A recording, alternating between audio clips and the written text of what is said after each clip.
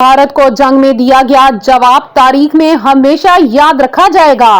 मुज़ाकरात के लिए तैयार हैं वजीर आज़म शहबाज शरीफ ने अक़वाम मुत्तहिदा की जनरल असम्बली में तकरीर का आगाज कुरानी आयत के साथ किया और मजलूम फलस्तीनियों से इजहार यकजहती किया। वजीर आज़म ने बयान मखसूस ऑपरेशन का तज़किरा करते हुए कहा कि भारत को ऐसा फैसला कुन जवाब दिया है जिसे तारीख में हमेशा याद रखा जाएगा।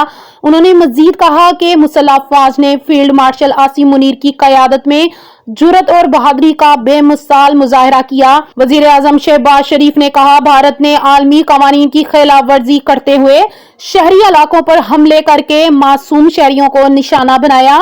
शहबाज शरीफ ने दो टोक मौक़िफ़ अपनाते हुए कहा कि भारत की जानिब से सरहदों की सालमियत और कौमी सलामती की खिलाफ वर्जी की गई।